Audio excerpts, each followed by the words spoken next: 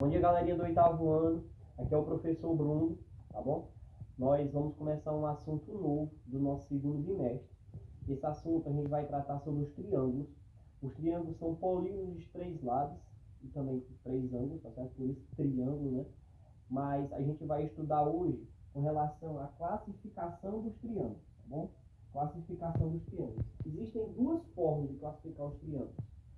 A primeira forma é com relação aos ângulos, tá certo? E a segunda forma é com relação aos lados. Com relação aos ângulos, a gente tem 3 possibilidades. A primeira possibilidade é quando os 3 ângulos são menores que 90 graus.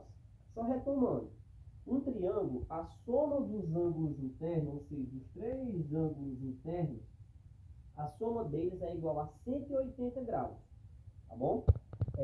E quando todos esses ângulos são menores que 90 graus,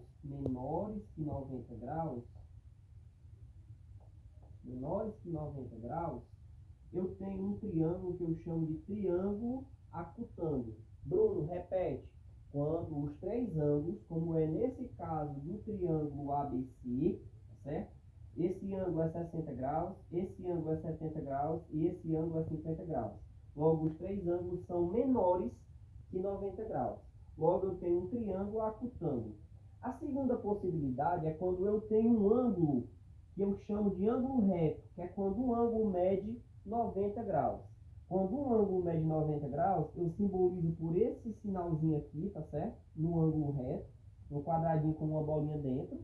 E eu digo que esse triângulo é um triângulo retângulo. Quando é que o triângulo é retângulo, professor Bruno? Quando um ângulo mede 90 graus. Aqui eu tenho um triângulo ABC, tá certo? Que o ângulo mede 90 graus, logo ele é um triângulo retângulo.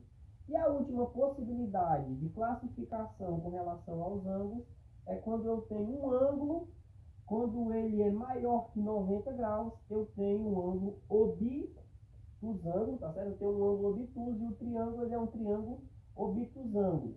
Quando é que ele é obtusângulo? Quando eu tenho um ângulo maior que 90 graus.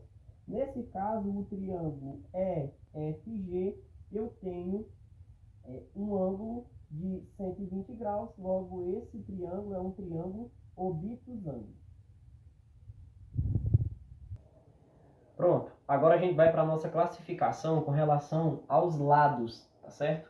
Também são 3 tipos, tá bom? O primeiro tipo eu chamo de equilátero. Quando é que o triângulo ele é equilátero? Quando os 3 lados, aqui eu tenho um triângulo ABC, os 3 lados eles são iguais. E eu represento essa igualdade por esses tracinhos nos lados. Aqui eu tenho, né, o lado AB, eu represento o lado dessa forma, tá certo? O lado AB é esse lado aqui, ó.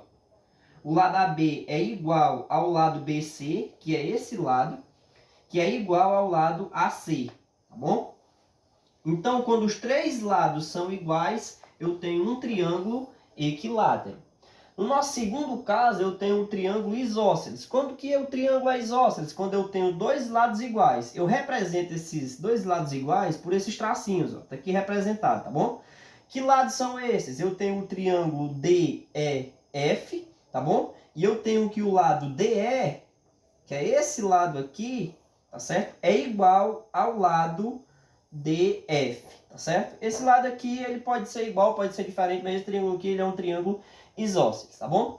E o último caso é quando o triângulo, ele é um triângulo escaleno. Quando que o triângulo é escaleno? Quando os 3 lados são diferentes. Os 3 lados têm tamanhos diferentes. E eu represento essa diferença por esses tracinhos, tá certo? Quem é o maior lado? É esse lado aqui. Eu coloquei 3 tracinhos para representar que ele é o maior.